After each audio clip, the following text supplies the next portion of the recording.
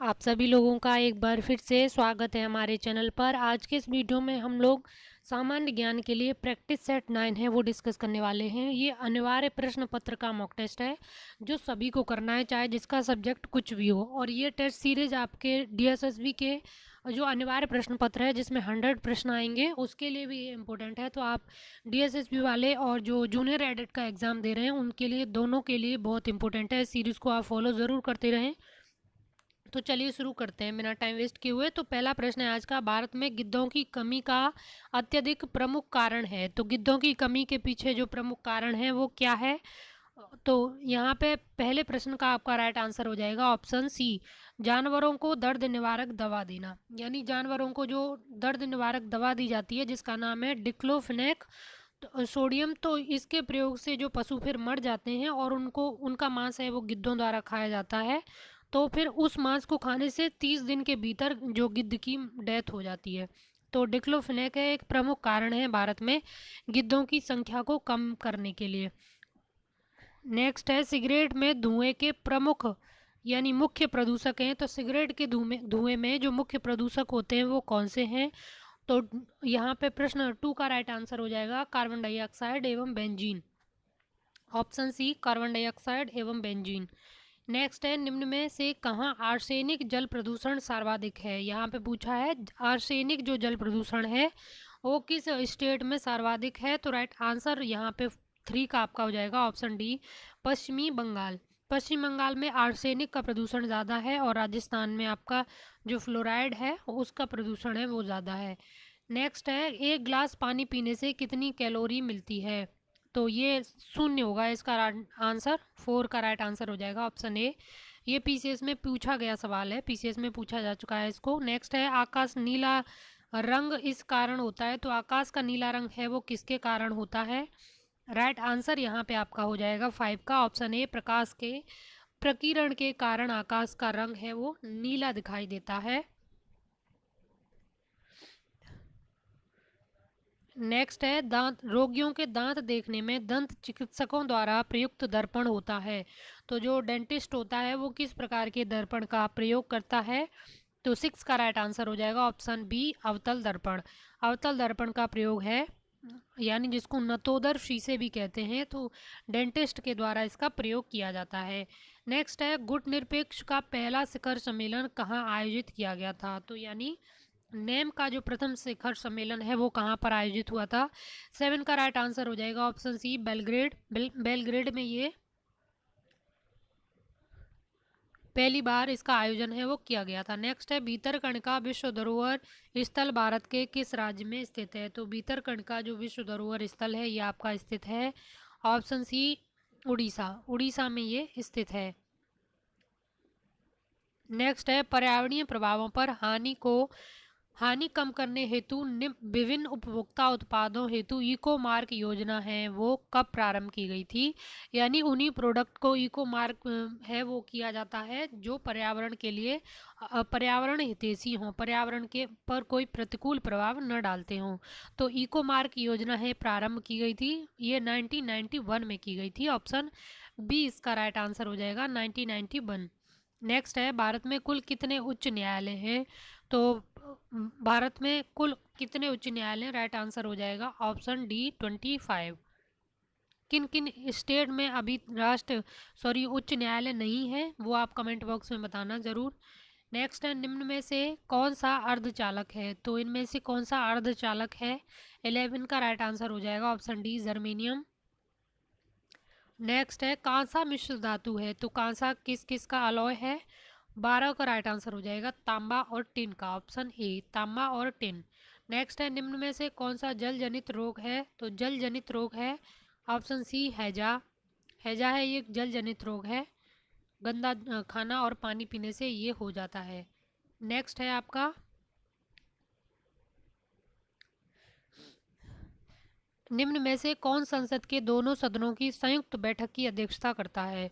तो दोनों सदनों की संयुक्त बैठक की अध्यक्षता है वो लोकसभा अध्यक्ष करता है।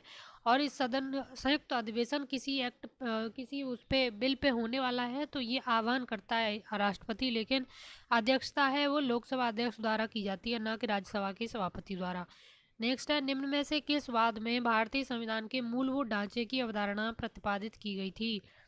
तो यहाँ पे राइट आंसर 15 का आपका हो जाएगा, इन उपयुक्त में से कोई नहीं। केशवानंद भारती केस में जो मूलभूत ढांचा है वो आया था, और इनमें से केशवानंद भारती केस किसी में दिया नहीं है, तो ये सभी गलत हो जाएंगे, इसलिए उपयुक्त में से कोई नहीं हो जाएगा। नेक्स्ट है, निम्न में से कौन सी एक समिति पंचायती राज से संबंधित नहीं है?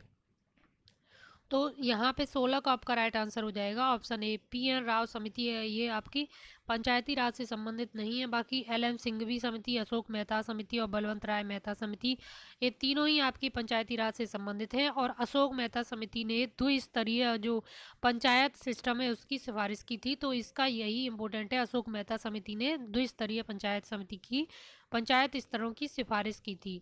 नेक्स्ट है, डेक्कन एजुकेशन सोसाइटी की स्थापना से कौन संबंधित है? तो डेक्कन एजुकेशन सोसाइटी की स्थापना से संबंधित है बीजी तिलक। 17 का राइट आंसर हो जाएगा बीजी तिलक। 1880 में मूलतः न्यू इंग्लिश स्कूल के प्रारंभ के साथ पुणे में इसकी स्थापना की गई थी, तथा 1884 में डेक्कन एजुकेशन सोसाइटी औपचारिक रूप से गठित हो गई थी। और इस संस्था के संस्थापकों में अन्य जो लोग शामिल हैं वो हैं B.K. चिपलुंकर, बीजी तिलक और M.B. नाम जोशी। तो ये 3 नाम प्रमुख थे, और यहाँ पे बाकी का नाम नहीं है, बीजी तिलक दिया है, तो ऑप्शन सी इसका राइट आंसर हो जाएगा।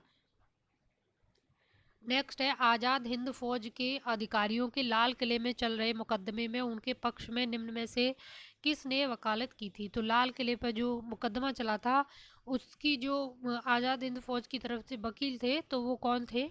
तो 18 का राइट आंसर आपका हो जाएगा sir, option D, sir T B. Sapru.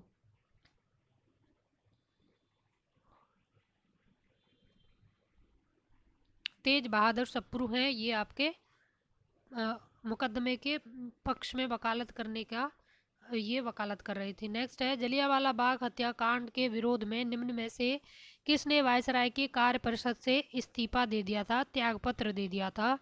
तो सर शंकरन नायर ने जलियांवाला बाग हत्याकांड के हो जाने के बाद गवर्नर जनरल या वायसराय की कार्यकारी परिषद से इस्तीफा दे दिया था, और जो अपना नाइटहुड की उपाधि लौटा दी थी वो रविन्द्रनाथ टैगोर ने लौटाई थी। नेक्स्ट है, निम्न में से कौन सुमेलित नहीं है? सॉरी, निम्न में से कौन सुमेलित नहीं है यहाँ पे पूछा है? नाथुला अरुणाचल, लिपुलेख उत्तराखंड, रोहतांग हिमाचल, पालघाट केरल। तो 20 का राइट आंसर हो जाएगा ऑप्शन ए, नाथुला दर्रा है वो अरुणाचल प्रदेश में न होकर सिक्किम में स्थित है, तो ऑप्शन ए इसका राइट आंसर है। बाकी लिपुलेख उत्तराखंड में है, रोहतांग हिमाचल में है, पालघाट आपका केरल में है, और सिपकिला दर्रा भी आपका हिमाचल प्रदेश में ही स्थित है। नेक्स्ट है, निम्नलिखित नदियों में से किसका उद्गम भारत में नहीं है? तो इनमें से किन का उद्गम है वो भारत में नहीं है? रावी का भारत में है, व्यास का भी भारत में है, चिनाब का भी भारत में है, सतलज का उद्गम है वो भारत में नहीं होता है। सतलज नदी का उद्गम राकसताल झील तिब्बत यानी चीन है, जो कैलाश पर्वत के पास अवस्थित है। नेक्स्ट है, निम्नलिखित शासकों में से किसके सिक्कों पर संकर्षण एवं वासुदेव दोनों अंकित हैं? वेरी इंपॉर्टेंट सवाल है ये, अगर टफ एग्जाम बनाया जाएगा तो इस टाइप के सवाल पूछे जाएंगे। तो 22 का राइट आंसर हो जाएगा ऑप्शन डी, अगे तो प्लीज़। लेकिन ये सवाल पूछा गया है, इसीलिए जिसने पुराने पेपर हैं या पीसीएस वाले पेपर देखे हुए हैं तो उसमें ये पूछा गया है, ऑप्शन डी इसका राइट आंसर है। तो वैसे ये पूछा हुआ सवाल है, लेकिन वैसे काफ़ी टफ है ये। 23 आपको बताना है, यहाँ पे सूची 1 सूची 2 के साथ सुमेलित करनी है। तो एक तरफ सिंधु घाटी सभ्यता के स्थल दिए हुए हैं, और एक तरफ आपको वहाँ से क्या प्राप्त हुआ है वो आपको सुमेलित करना है। तो हड़प्पा से आपको क्या प्राप्त हुआ है 23 का यहाँ पे आपको बताना है। तो यह कालीबंगा से आपका जुता हुआ खेत प्राप्त हुआ है, तो सी का हो जाएगा 4। मोहनजोदड़ो से आपकी नर्तकी की मूर्ति प्राप्त हुई है, तो डी का हो जाएगा 3। और लोथल से आपका जो डॉक यार्ड है गोदीवाड़ा जिसको बोलते हैं वो प्राप्त हुआ है। हड़प्पा से समाधान R37 के साक्ष्य मिले हैं, तो देखते हैं सी का 4 किस में है। सी का 4 आपका डी, बी और डी दोनों में है, तो अभी दूसरा हमको चेक करना पड़ेगा। और मोहनजोदड़ो यानी डी का 3 किस में है? डी का 3 भी दोनों में है, तो इसमें हो जाएगा ऑप्शन डी। ए का 1 है और 2 का बी है, क्योंकि जो R37 है वो आपकी हड़प्पा से मिली है और गोदीवाड़ा आपका लोथल से मिला है, तो डी राइट आंसर यहाँ पे हो जाएगा ऑप्शन डी। नेक्स्ट है, सल्तनत काल में दीवाने अमीर कोई विभाग नामक किससे संबंधित था? तो दीवाने अमीर कोई है, ये किससे संबंधित था? दीवाने अमीर कोई की स्थापना है वो मोहम्मद बिन तुगलक ने की थी, और ये कृषि की उन्नति के लिए एक विभाग बनाया गया था जो किसानों को ऋण भी प्रदान करता था। तो राइट आंसर ऑप्शन सी हो जाएगा, सौंदर। नेक्स्ट है, निम्न में से कौन फारसी का प्रथम कवि था जिसने अपनी कविता में भारतीय पर्यावरण को चित्रित किया है? फारसी कवि था, प्रथम फारसी कवि जिसने भारतीय पर्यावरण को चित्रित किया है, तो 25 का आपका राइट आंसर हो जाएगा ऑप्शन ए, अमीर खुसरो। और यह निज़ामुद्दीन औलिया के शिष्य थे, और दिल्ली सल्तनत में 7 सुल्तानों का काल इसने अमीर खुसरो ने भी देखा है। और नई फारसी काव्य शैली सबक हिंदी या हिंदुस्तानी शैली के जन्मदाता अमीर खुसरो ही था, और स्वयं को तूतीय हिंद भी ये बोलता था, यानी हिंदुस्तान का तोता।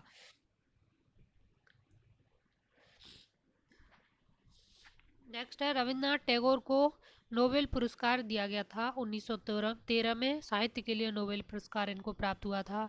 नेक्स्ट है, निम्न में से मुंबई त्रिमूर्ति के नाम से जाना जाता है, तो इसमें त्रिमूर्ति में कौन कौन शामिल थे? 27 का राइट आंसर हो जाएगा ऑप्शन सी, मेहता, तेलंग, तैयब जी। फिरोज शाह मेहता, केटी तेलंग और बदरुद्दीन तैयब जी, तो ये आपके त्रिमूर्ति में आते हैं। नेक्स्ट है, निम्न में से किसने अपनी कृतियों द्वारा सन्यासी विद्रोह को ख्याति प्रदान की थी? तो सन्यासी विद्रोह को अपनी रचनाओं के द्वारा ख्याति प्रदान की बंकिम चंद्र चटर्जी के द्वारा, तो ऑप्शन बी यहाँ पे राइट आंसर है आपका। नेक्स्ट है, निम्न में से किस समिति ने त्रिस्तरीय पंचायती राज प्रणाली की संस्तुति की थी? 29 का राइट आंसर हो जाएगा ऑप्शन ए, बलवंत राय मेहता समिति। अशोक समिति ने आपकी द्विस्तरीय प्रणाली की सिफारिश है वो की थी। नेक्स्ट है, वैश्वीकरण की प्रक्रिया से अभिप्राय है, तो वैश्वीकरण की प्रक्रिया है राइट आंसर है अंतर्राष्ट्रीय व्यापार में बाधाओं को समाप्त करना। वैसे वैश्वीकरण की प्रक्रिया है, प्रारंभ में मुख्यतः यह आर्थिक क्षेत्र से ही संबंधित थी, लेकिन वर्तमान में इसके सभी पक्ष शामिल हैं, सामाजिक, आर्थिक और सांस्कृतिक। नेक्स्ट है 31, रेपो रेट विचारणीय होता है, तो रेपो रेट विचारणीय होता है, 31 का राइट आंसर हो जाएगा मौद्रिक नीति के अंतर्गत। रेपो रेट, बैंक दर और जो बाकी ये सब हैं ये आपकी मॉनेटरी पॉलिसी के अंतर्गत आती हैं। नेक्स्ट है, भारत में औद्योगिक वित्त के क्षेत्र में सर्वोच्च संस्था है, तो औद्योगिक वित्त के क्षेत्र में सर्वोच्च संस्था है वो है आपकी 32 का राइट आंसर हो जाएगा ऑप्शन सी, IDBI यानी भारतीय औद्योगिक विकास बैंक। भारतीय औद्योगिक विकास बैंक है, ये पहली औद्योगिक वित्त संस्था है। फिर इसमें से सिडबी बनाया जाता है स्मॉल सेक्टर के उद्योगों को फाइनेंस करने के लिए, लेकिन सिडबी को भी फिर आगे आगे जाके एक मुद्रा बैंक बना दिया जाता है, जिसमें आपके सूक्ष्म जो MSME सेक्टर है उसको मुद्रा प्रदान करने के लिए। तो ये क्रम है आपका, IDBI, फिर सिडबी है और फिर आपका मुद्रा है। ठीक है, तो इस तरीके से आपको याद रखना है, ये क्रम पूछता है। नेक्स्ट है, भारतीय अर्थव्यवस्था में कृषि का योगदान क्या हो रहा है? तो कृषि का योगदान है वो अर्थव्यवस्था में घट रहा है, ऑप्शन बी इसका राइट आंसर हो जाएगा। नेक्स्ट है, भारत की जनगणना 2011 के अनुसार देश के मिलियन नगरों की सूची में अंतिम स्थान पर है, यानी 10 लाख ही नगरों की सूची में अंतिम स्थान पर कौन सा नगर है? 34 का राइट आंसर हो जाएगा कोटा। नेक्स्ट देखते हैं 35, यहाँ पे बताना है आपको, अधोलिखित राज्यों में से किसमें 2001 से 2011 के बीच सर्वाधिक साक्षरता दर में वृद्धि दर्ज की गई है? 35 का आपका राइट आंसर हो जाएगा ऑप्शन ए, बिहार।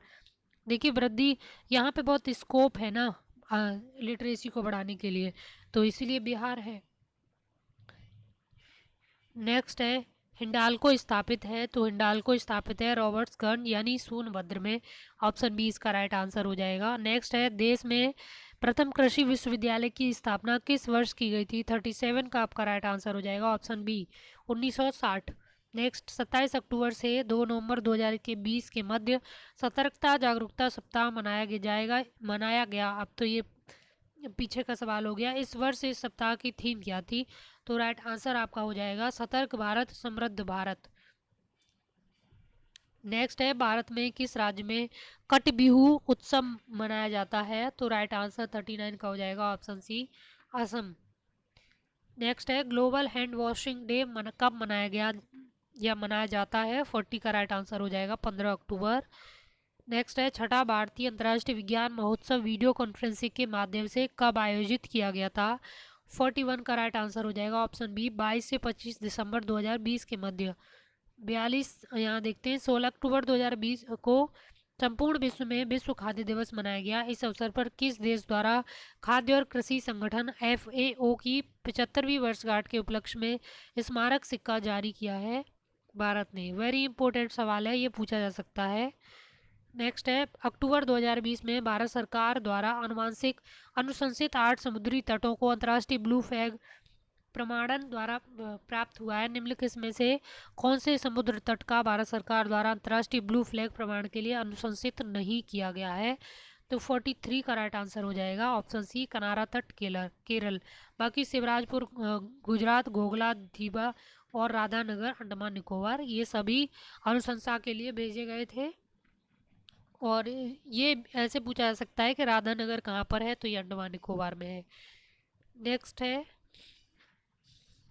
44, यहाँ पे संबंधित शब्द को चुनना है आपको, जैसे नाटक, अभिनेता, संगीत गोष्ठी, तो यहाँ पे क्या हो जाएगा 44 का संगीतज्ञ।